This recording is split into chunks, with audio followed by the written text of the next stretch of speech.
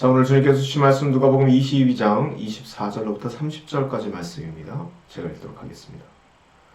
제자들 가운데서 누구를 가장 큰 사람으로 칠 것이라는 물음을 놓고 그들 사이에 말다툼이 벌어졌다. 예수께서 그들에게 말씀하셨다. 민족들을 지배하는 왕들은 백성들 위에 군림한다. 그리고 백성들에게 권세를 부리는 자들은 은인으로 행세한다. 그러나 너희는 그래서는 안 된다. 너희 가운데서 가장 큰 사람은 가장 어린 사람과 같이 되어야 하고 또 다스리는 사람은 섬기는 사람과 같이 되어야 한다. 누가 더 높으냐? 밥상 앞에 앉은 사람이냐? 시중 드는 사람이냐? 밥상 앞에 앉은 사람이 아니냐? 나는 시중 드는 사람으로 너희 가운데 와 있다. 너희는 내가 시련을 겪는 동안에 나와 함께 견디어온 사람들이다. 내 아버지께서 내게 왕권을 주신 것과 같이 나도 너희에게 왕권을 준다. 그리하여 너희로 하여금 내 나라에 있으면서 내 밥상에서 먹고 마시게 하고 보좌에 앉아서 이스라엘의 12지파를 심판하게 하겠다. 아멘. 자, 오늘 본문 말씀 가지고 시련에 따른 대가라는 제목으로 말씀을 전하도록 하겠습니다. 자, 오늘 우리는 28절에 나온 이 시련이라는 말에 좀 관심을 가져야 할 필요가 있을 것 같습니다. 제가 다시 한번 읽어볼게요. 자, 28절 너희는 내가 시련을 겪는 동안에 나와 함께 견디어온 사람들이다. 이렇게 얘기하고 있죠. 자, 문맥상 지금 예수님께서 말씀하신 이 시련이라는 말은 과연 어떤 시련을 말하는 것일까요? 찬찬히 이 성경책 요 본문을 보면은 사실 하나밖에 나오지 않습니다. 바로 그 시련이라는 것은 섬김을 얘기하고 있는 것이죠. 섬기는 것이 시련입니다. 큰 사람인데 어린 사람과 같이 되어야 되고 다스리는 사람인데 섬기는 사람 같이 되어야 하는 것, 사실 따지고 보면은 이게 시련이 아니고 뭐겠습니까? 힘이 있지만 그 힘을 쓰지 않는 것이죠.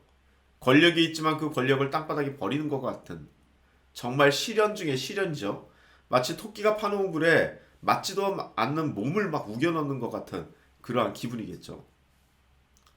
자, 우리는 힘이 있어 본 적도 없기 때문에 있는 힘을 안 쓰는 게 뭔지 잘 모를 수도 있습니다. 이렇게 얘기할 수 있어요. 하지만 조금 생각해보면 정말 그렇지만도 않습니다.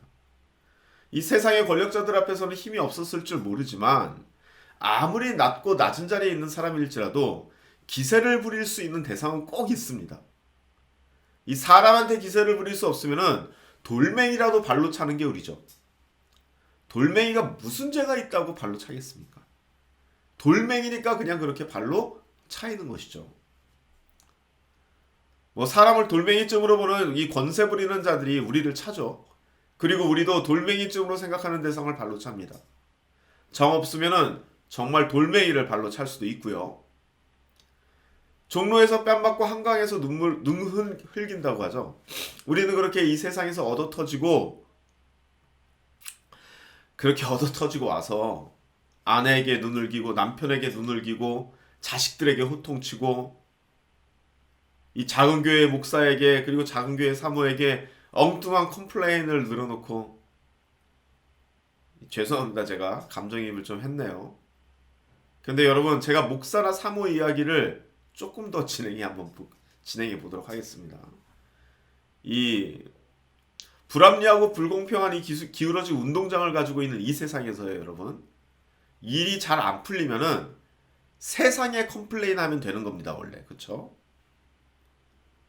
이 세상과 싸워서 맞설 그럴 기세가 있다면 말이죠.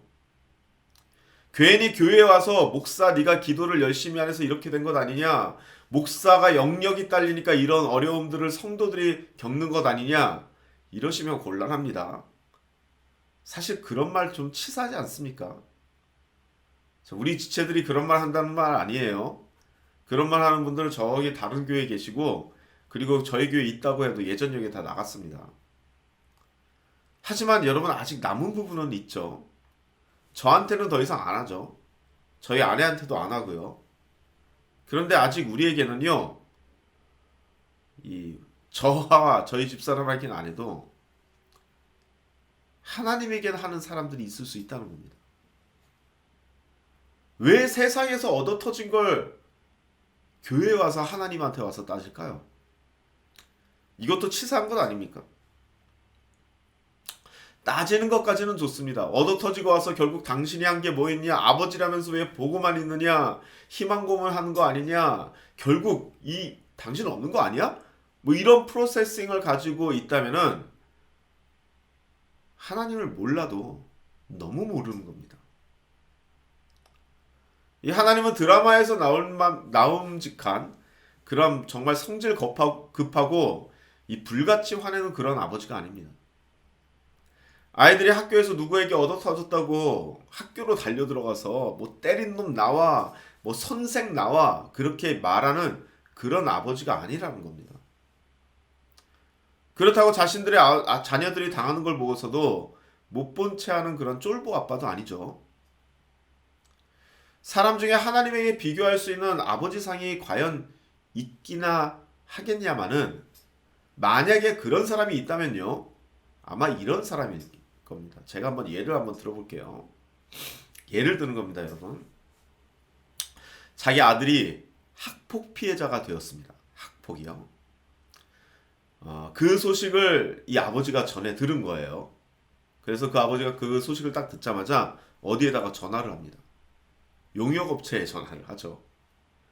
그리고 용역업체를 알선해서 그 가해자 아이 그리고 그 가정에 대한 정보를 막 취득합니다. 아주 그 가해자 아이와 그 집안을 샅샅이 막 파악하기 위해서 그런 행동을 하는 거죠. 자, 여러분 이거 제가 예를 드는 겁니다. 이 사람이니까 그렇게 하는 거예요. 용업체도 알선하고 하나님은 그렇게 한다는 게 아닙니다. 하나님 그냥 그런 거 안 해도 다 알죠, 그냥. 하나님이 용역업체 알선한다는 게 아니에요. 자, 사람 얘기입니다, 사람. 자, 그런데 그렇게 취업한 정보를 이렇게 쭉 분석을 해가지고요. 이 아버지는 어떻게 하냐면은 전략을 짜는 거예요. 그래서 어떤 전략을 짜냐면 가장 치명적이고 지속적인 타격을 줄 수 있는 방법을 모색하는 겁니다. 가장 치명적이고 지속적인 타격이요. 그 가해자 아이와 가해자 집안에게 말이죠. 때로는 법을 집행하는 그런 기관이나 경찰력도 적절하게 사용합니다. 하지만 그 기관이나 경찰력에 의지하지는 않습니다. 절대로 이 아버지는. 그 이유는 뭐 세상 사람은 우리들이 더 잘 알죠. 그냥 거기에만 의지하지 않는 이유는. 하지만 그렇다고 또 법을 어기는 것은 아닙니다. 어기지 않고도 가장 치명상을 입힐 수 있는 방법을 모색하고 있는 것이죠. 그래서 그 주변에 있는 사람들은 그 일을요, 그러한 일들을 그 아버지가 했는지조차 알아채기가 힘듭니다. 하지만 또한 적당히 자신을 드러내기도 하는데요. 피해자나 그 주변에 관찰력이 있는 사람들이나 이렇게 조금 알아볼 수 있을 만큼 그런 식으로 자신의 아이가 받은 피해를 되갚아주는 일을 하는 아버지. 그런 아버지가 하나님의 모습과 가장 근접한 아버지라고 할 수 있습니다. 자, 제가 이렇게 얘기했다고 혹시 저에게 당신이 그걸 어떻게 하느냐, 그거 당신의 뇌피셜 아니냐 이렇게 물으신다면은 여러분 아닙니다. 제가 뭐 상상력이 뛰어나서 이런 결론 나온 것 아니고요. 제 머리가 뭐 뛰어난 통찰이 있어서 이렇게 알게 된 거 아닙니다. 그저 저는 성경에 나온 하나님에 대한 몇 가지 정보를 취합해 보다 보니 그런 결론이 나온다는 겁니다. 사실 여러분 이런 결론은요, 성경을 읽을 수 있는 모든 분들이 낼 수 있는 결론입니다. 다만 성경을 읽어야 한다는 것이 중요하죠. 목사가 설교한 설교만 듣고서 결론을 내는 게 아니라 그러면 항상 엉뚱한 결론이 나오니까요. 성경을 직접 읽으면서 알 수 있게 되는 정보입니다. 여러분도 지금 당장 아실 만한 몇 가지를 제가 말씀드리자면 첫 번째로요. 하나님은 오래 참으시는 하나님이죠. 하나님이 오래 참는 이유가 뭘까요? 기회를 주시기 위함이라고요? 그럴 수도 있겠죠. 천둥벌거숭이 마냥 제멋대로 뛰어다니는 변수투성이의 사람들을 기다린다? 예, 분명히 그렇게 기다리면서 기회를 주시기 위해서 오래 참을 수 있습니다. 하지만 동시에 그렇게 천둥벌거숭이 마냥 제멋대로 뛰어다니는 그러한 변수투성이의 사람들을 역학적으로 계산하고 정확한 타이밍을 잡으시기 위해서 오래 기다리시는 겁니다. 정말 여러분 한번 보십시오. 사방팔방으로 막 정신없이 막 날아다니는 공들이 막 있는데 그 공들 중에 정확한 하나를 딱 잡기 위해서는요, 반드시 기다림의 시간이 필요합니다. 그 공을 잡는 사람이 기다리는 거는요, 그 공을 잡는 사람의 잘못이 아니죠.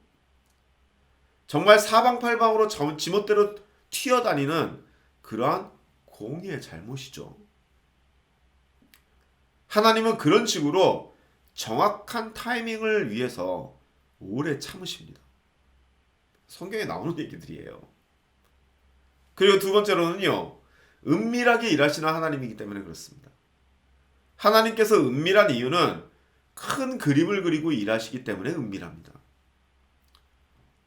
그래서 이 알아차릴 사람들만 알아차리게 일하시죠.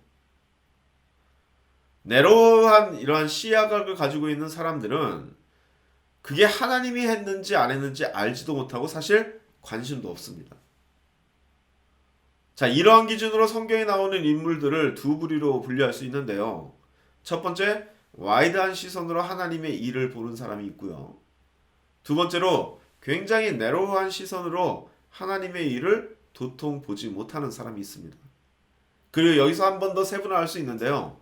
이 와이드한 시선으로 하나님의 일을 보고 하나님을 믿는 사람이 있는가 하면은 동시에 하나님을 대적하는 사람이 있고요.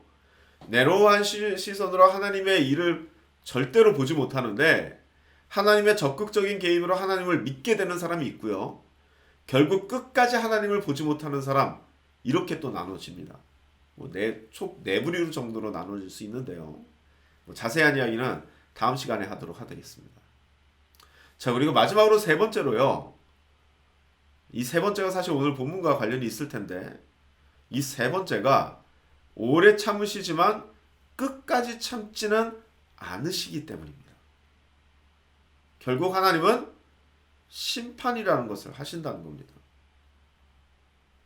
이 심판이라는 얘기는 성경 전반을 통해서 나오고 있고, 특별히 성경의 가장 커다란 이야기 줄기는요, 창조에서부터 심판까지 가는 스토리로 되어 있습니다. 반드시 계산을 하신다는 겁니다. 자, 오늘 본문의 이야기도 바로 그런 이야기에 포함되어 있는 말이죠. 29절 30절 말씀인데요. 우리 다 같이 보도록 할까요? 제가 읽습니다. 내 아버지께서 내게 왕권을 주신 것과 같이 나도 너희에게 왕권을 준다. 그리하여 너희로 하여금 내 나라에 있으면서 내 밥상에서 먹고 마시게 하고 보좌에 앉아서 이스라엘의 12지파를 심판하게 하겠다 라고 얘기하고 있죠. 심판하게 하겠다. 결국은 끝까지 참지 않으신다는 겁니다. 그리고 심판을 하시는데 너희들처럼 겸손을 통해서 시련을 많이 겪은 사람들은 같이 그 심판대에 앉아서 너희들의 그 가해자들에게, 그리고 너희들과 같은 약자에게, 가해를 입은 자들에게 심판을 할 수 있는 자리를 주겠다라고 얘기한다는 것이죠. 결국 시련을 겪은 사람들은요, 대가를 받게 되는 겁니다. 그것이 이 땅 안에서의 작은 대가일 수도 있습니다. 아니면은 이 제자들처럼 완전히 이 순수한 시련을 겪고 나서 정말 내세에 받을 수 있는 대가도 있을 수 있습니다. 감사한 건 우리 대부분의 사람들은 이 제자들의 대우에 쓴 사람들은 아니니까 이 땅에서 대가를 받겠죠. 성경에 나와 있는 수많은 인물들처럼 말이죠. 하지만 중요한 것은요, 이 세상에서 받건 정말 우리가 내세를 통해서 받건 중요한 것은 하나님께서는 반드시 최종 계산을 하신다는 겁니다. 정확하게 원수도 갚으시고 정확하게 그렇게 심판하신다는 것이죠. 상을 받은 사람은 상을 받게 되고 벌을 받은 사람은 벌을 받게 되는 것.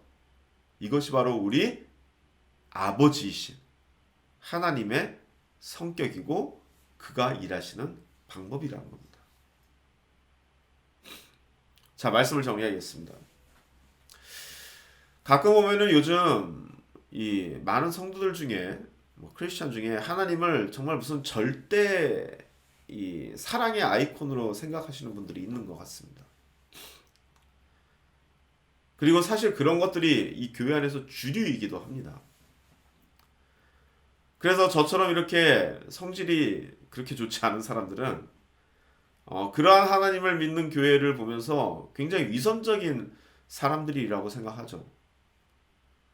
과연 하나님께서 우리가 다 지금 입고 있는 이 시련과 아픔, 고통을 그냥 하나도 신경을 쓰지 않고 그렇게 우리가 시련과 고통을 당할 수밖에 없게 만든 그 사람들을 다 품어주고 사랑하고 그런 하나님이라면은 모르겠습니다. 이게 성경에 그런 하나님이 나오지도 않는데 그렇게 그런 하나님을 본인의 하나님으로 고백하는 그러한 사람들을 보면은 저게 도대체 어디서 나온 생각일까라는 생각을 하면서 굉장히 위선적인 것 아닌가라는 생각을 합니다.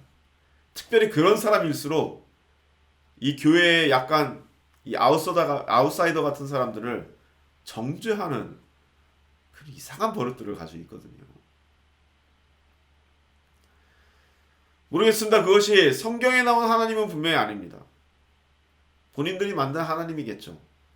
세상에 온갖 좋아 보이는 것들은 다 갖다 놓고서 정말 이렇게 이 바구니에 넣고 막 흔들어 버린 것처럼 그런 하나님을 하나 만든 것이겠죠. 성경에 나온 하나님은 그런 분이 아닙니다. 성경을 쭉 읽다 보면은 아주 그냥 사이다를 먹은 것처럼 시원하게 이야기를 풀어내버리는 그런 하나님의 모습을 볼 수 있습니다. 그리고 그런 하나님이기 때문에 다윗도 주저없이 저주의 기도를 할 수 있다는 겁니다. 우리가 믿는 하나님은 그런 분입니다. 성질이 급해서 이를 기르치는 하나님이 아니라 아주 신중하시고 아주 계획적이고 그리고 아주 어떻게 보면 냉정할 정도로 그런 심판의 잣대를 내시는 분이 바로 하나님이라는 것. 그렇기 때문에 우리의 원한도 풀어주시지만 동시에 우리들의 모든 세매야 되는 그런 잘못들도 보고 계시는 분이라는 것.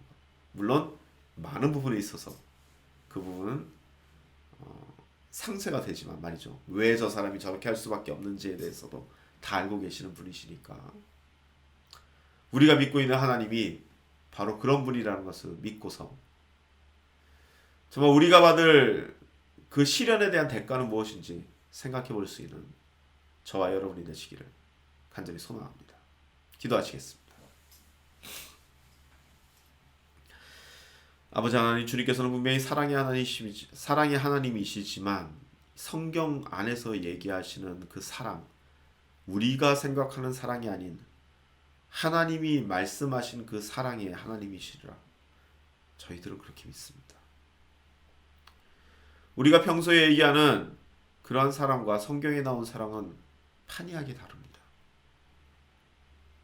그 판이하게 다름을 우리들이 온전히 알고 우리가 세상에서 생각했던 그런 사랑을 버리고 성경에 나온 사랑을 온전히 소유하면서 하나님께서 나의 삶에 어떻게 역사하실지 그리고 내가 가지고 있는 이 아픔과 괴로움을 어떻게 풀어내실지 그런 것들을 온전히 생각해 볼 수 있는 우리 드림교회 지체를 낼 수 있도록 축복하여 주옵소서.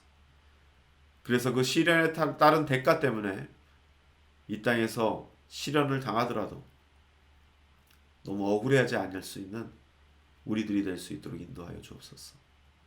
예수님의 이름으로 기도드립니다. 아멘. 다 같이 기도하시겠습니다.